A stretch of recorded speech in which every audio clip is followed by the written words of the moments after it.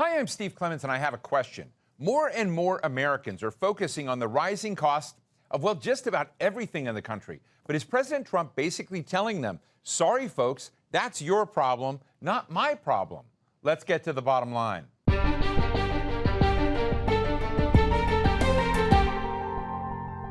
He ran all last year bashing his opponent on the economy, promising to bring down costs and make America affordable again. But so far, all of President Donald Trump's economic plans have only made folks more insecure about their finances. Despite his insistence that he's doing a great job on the economy, Americans are facing a double whammy. Everything costs more, including food, furniture, housing, and even travel and movie tickets. And decent-paying jobs are really hard to come by. So will America's first billionaire president respond to the concerns and scramble to refocus his priorities, or will he keep doing what President Joe Biden did last year? Just think of it as a messaging problem. Today we're talking with economist Peter Atwater, president of Financial Insights, and he's author of The Confidence Map, Charting a Path from Chaos to Clarity. Peter, thanks so much for joining us today. Look, President Trump is out there saying that the U.S. economy has never been better. It's the golden age, and things are just fantastic. What is your response to the president? My response to the president is that for those at the top, that is exactly right. He's described what it means to be, a stockholder, a major investor involved in AI today. But that is not, in fact, not by far the case for most Americans at this point. We just went through a period of the longest shutdown of government in American history, and I think a lot of Americans may not realize what the role and function of government is in their daily lives. But one of the things that became very clear was that something like SNAP benefits were in the crosshairs. But that economic divide became palpable between those people who had need, and at the same time, the president was hosting a Great Gatsby party in the White House. Would love to get your thoughts on that and this kind of contrast of two worlds. Sure, I refer to it as the K-shaped economy, where those at the top are doing extraordinarily well. They have benefited from really unprecedented financial gains since COVID. Meanwhile, for those at the bottom, conditions continue to deteriorate. They're dealing with the cumulative effects of inflation. And for them, that price is getting incredibly high. Affordability is a crisis. And to your point, it's not just involving SNAP benefits and the availability of food, but it now includes things like healthcare, education, childcare. Those at the bottom have a really heavy weight of unaffordability that I think is largely underappreciated by those at the top. Are you surprised that there hasn't been more I would call it, kind of economic shocks in relation to, say, President Trump's tariff policy? I'm surprised that there hasn't been more of a kind of national upheaval and kind of an explosion over this, that it just sort of seems to be going on. Have you been surprised? I'm not so surprised. They really don't have a unifying voice. They lack representation at a time when those above them have extraordinary influence. So if we look at the inauguration or the event recently involving the visit from Saudi Arabia, the media focus tends to be on what's happening at the very top, but there's very little coverage. You talk about small business. I would also say at a consumer level, the attention's not there. It only gets there when you see things like we did in New York the other day, where you have a candidate, in this case, Mr. Mamdani, who is suggesting a more socialist economic policy for the city. And that suddenly seems to surprise people as being out of the blue, when in fact, they should have seen it coming. It's, a contrast, someone who sees himself as an ultra-capitalist versus someone who is, the president calls a communist, but he calls himself a democratic socialist. But in this contrast, you're a smart economist. You look at this. I mean, are you worried that we're going to be caught between two poles, neither of which can really deliver for the country? So I think that both sides of our political aisle today, among our establishment parties have largely ignored or have been unwilling to address the economic divide. At the same time, I know that the bottom is inherently purple. And I think that what we're beginning to see is voters not moving left or right, but they're moving down. And they're moving down not just in the United States, but in many countries around the world where these issues of basic fundamental needs are pressing in voters' minds, and they're looking for help.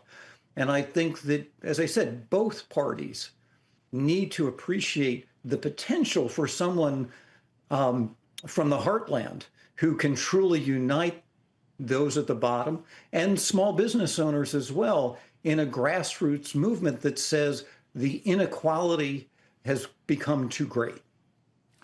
You know, when I think about President Trump's agenda when he came in, I would like to break it up with you, but one of the big issues that he put forward, is to impose very large tariffs and to rebalance the American economy so that basically addressing the hollowed out manufacturing that had happened over decades, trying to bring some of that back into the country, beginning to rebalance some of these, put these tariffs in. Because if you go back and you kind of look at neoliberal trade policies and the sort of free trade area, it was having an impact as well on the divide in America and leaving a lot of people behind. So is this one of the areas President Trump may be getting it right? I do, but I think we need to recognize that a lot of the manufacturing that we're seeing, particularly in the AI space, is not labor intensive. In fact, it's potentially labor, counterproductive, particularly for those at the bottom. And so while we can talk about manufacturing, we need to recognize the role that robotics and technology is playing and how that's changed the landscape for folks that these kinds of manufacturing positions would have represented an improvement in terms of moving up the ladder economically. Two of the other pillars of Donald Trump's policy was DOGE, which was to, cut and slash and burn and reduce government expenditures, reduce the government payroll, just reduce what government did, if you will. And then the second piece of that we hadn't discussed was immigration. And you see the impact on labor in the country, and farming and agriculture and hospitality and tourism. And so you see these things that President Trump has just done over a very short period of time have made real impacts. And I have to admit, a lot of the country was calling for these kinds of measures and steps. What do you see as the economic consequences of him succeeding, at least on immigration? And what do you think of DOGE?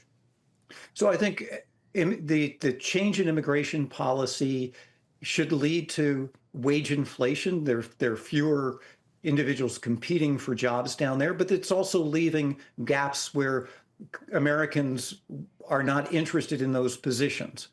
With respect to DOGE, I think what we're beginning to realize is that many of the cuts that have taken place have adversely impacted those at the bottom.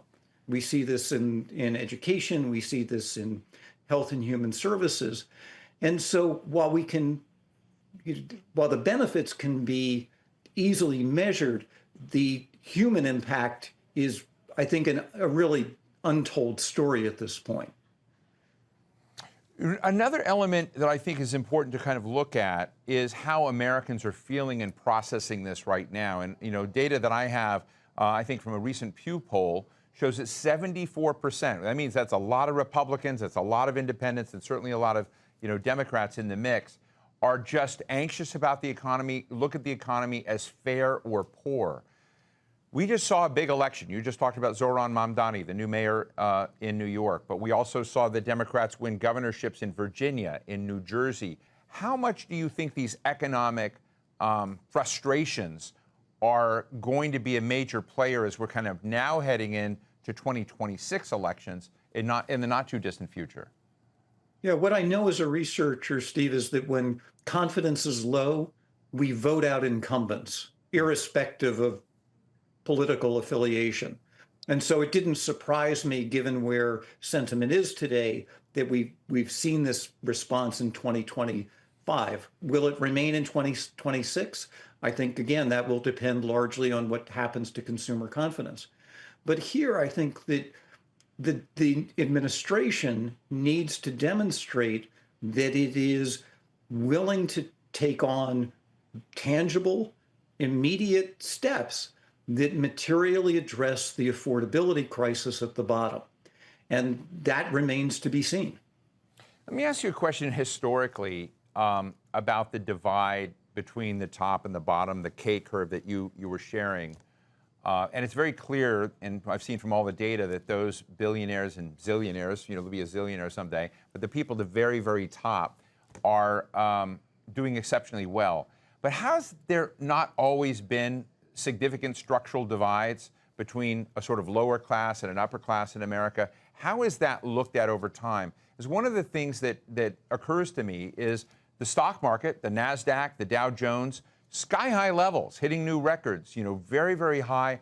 Lots of Americans, their retirement, their savings are vested in those. So aren't most Americans at some level still benefiting from this moment? Those with financial assets, without question, are benefiting. What is so unusual today, Steve, about the nature of our wealth is that it is intensely concentrated among those at the very, very top. I think you have to go back to the Gilded Age and the time of Carnegie and Rockefeller and JP Morgan to see this kind of extreme wealth divide. And what we know, looking at that period, it was a time when those at the bottom were restless. They felt powerless, they felt uncertain. And so we need to be mindful of the social and political consequences that arise from that. Well, does either party have a plan to begin addressing those divides and begin addressing what they do with a lot of people who are just finding themselves further and further behind? I know President Trump has talked about a dividend that's coming from these tariffs, $2,000, a person for those that are, I would suppose, medium income and lower, so that they're tying it. Now that, I would assume, is going to whack all the progress they were trying to make in reducing the government budget deficit. So when you sort of take money from one pot and put it to other, and it was supposed to be the tariffs were supposed to pay down the government deficit, which is also sky high. So help us understand this whack-a-mole challenge. But I also want to know, is there going to be any fix that you see that's credible by either party dealing with left behind Americans? Yeah, I think we're awash in plans from both the left and the right. What we are devoid of is action. And those at the bottom want tangible action today. And so when I look at the promises of tariff rebates and other efforts to assist those at the bottom, they have time delays that I think ignore the urgency of the matter. And I would encourage those on both sides of the aisle to appreciate that it's wonderful if a lifeboat arrives, 6 months from now. But what folks need right now is a ring, something to hold on to. Another thing I'm interested in is what President Trump once told the American people. He said, hey, their kids don't need as many pencils, they don't need as many dolls, they don't need as much, stuff. It's the first time I've heard it. It almost sounds like the old Soviet era, where citizens in the Soviet Union had to do with less because of sacrifices for the country. I don't know if you see that as a fair comparison, but is that what Americans are facing, which is essentially as they see themselves less and less able to purchase products from abroad, our choices here inside the United States are going to diminish pretty significantly? Yeah, I mean, it's certainly a contrast to the chicken in every pot mindset of prior politicians. I think those at the bottom, they're already feeling scarcity. What they wonder is, why is the administration, why is government more broadly demanding sacrifice from them when they see no sacrifice being demanded of those above? In fact, they see just the opposite. They see those at the top experiencing greater and greater tax breaks and more advantages to the wealthy at the same time where they're being asked to sacrifice. I think there needs to be a clearer message that if there's going to be sacrifice by Americans, that it is a much more broad socioeconomic strategy than just taking things away from those at the bottom. When Donald Trump was running against Kamala Harris, who had been vice president to President Biden, Trump was very critical of the Biden-Harris team for essentially jawboning, as he was arguing it, through a miserable economic mess. But Donald Trump kept saying Joe Biden is just asserting things and insisting his way through an economic, a miserable economic scene. And I guess my question is that the strategy that Donald Trump has just taken, where things are clearly wobbly, but he's insisting, hey, everything is great? Yeah, I think there's an element of denial and certainly jawboning that takes place in the White House, no matter the administration.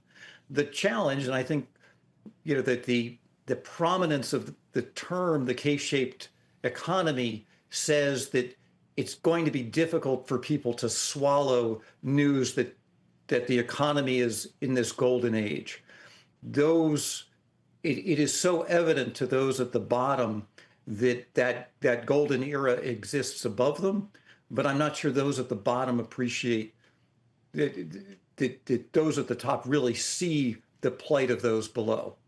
Peter, I talked to a lot of innovators and leaders in the AI space, and almost all of them that are proponents of the technology that's coming in, the wave, agentic AI, generative AI, basically see this will have an impact on workforce. It will have a impact. That most of them argue that there'll be many new opportunities and jobs created, like have always happened, and that there'll be kind of an upskilling and reskilling part that comes with that economy.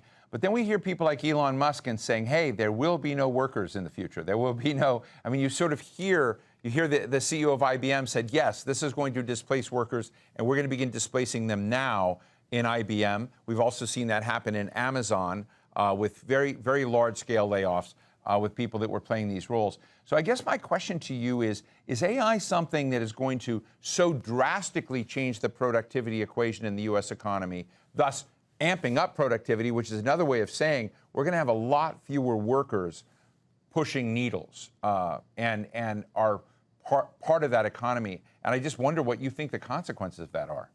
Yeah, I'm not sure about the long-term consequences, but what is so striking to me is that when I talk to people at the top of the economy, they're vividly imagining all of the benefits that they foresee coming from AI, that they are awash in reasons why this innovative, life-changing technology will be beneficial to them.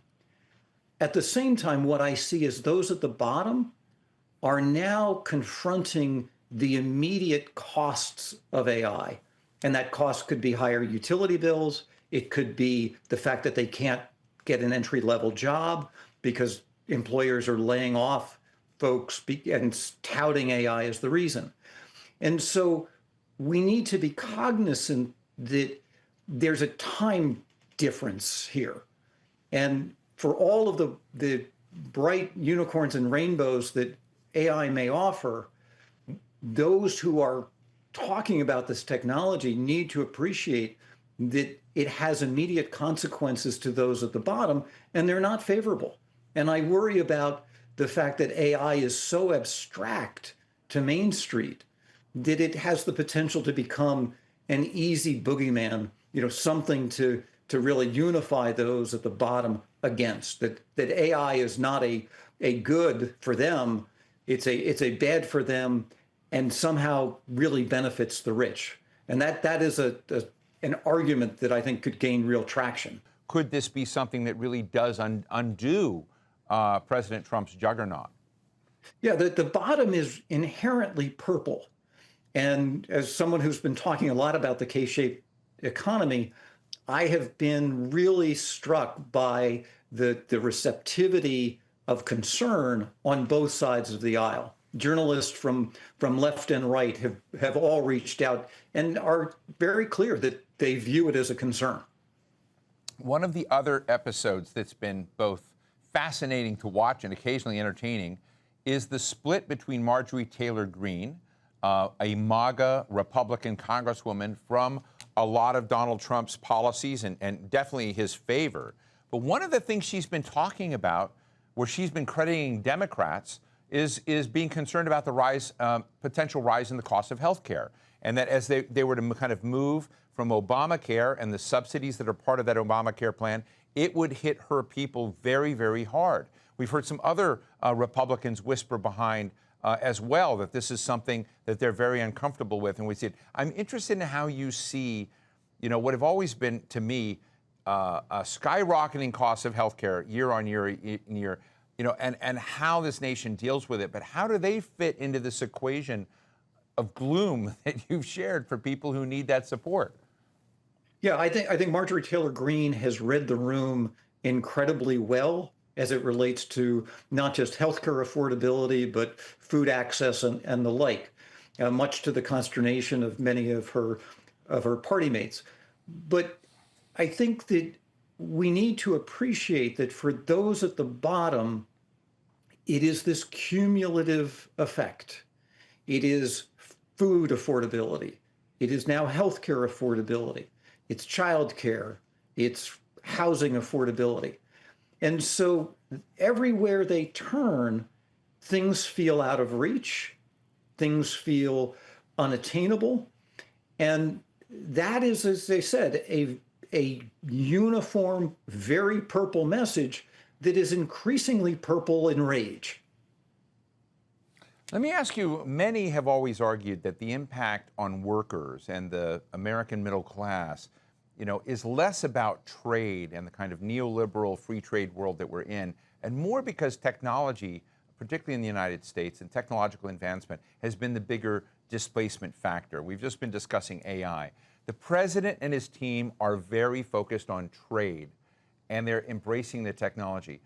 Are we going to see a real-world test in whether or not what is left of the middle class is completely undermined by technology, with the efforts by the president to protect them through trade policy? That's a great question, Steve. I think that what we are likely to see first is a real confrontation between a pro and con AI, pro and con big tech. There's a moment ahead, I see, where those at the bottom are going to raise their voice in unison to say enough. And I don't know how that plays out, but it is clear that the benefits of technology today seem to be floating to too few, while too many are being disadvantaged by it. We'll have to leave it there. What a fascinating conversation. Economist Peter Atwater, president of Financial Insights, thanks so much for joining us today. Thank you so much. So what's the bottom line? Inflation is really tough to beat. When people feel that prices in the future won't be stable, guess what they do? They tend to spend their cash. They deplete their savings, because holding it means they'll be able to buy less tomorrow with what they are holding. And America's middle class, as in much of the world, just sees its economic standing slipping. Jobs are tougher and tougher to get, with the cost of just staying in place rising. It's no win for them, and they tend to get angry at the politicians who don't bring inflation and rising costs under control. That may be happening now in America. A majority of Americans just don't believe Donald Trump has followed through on his economic promises. His obsession with tariffs seemed just to have raised prices. Cracks are beginning to show in Trump's political facade, and this economic frustration story may be the one to watch as we head into the period before America's important 2026 elections. And that's the bottom line.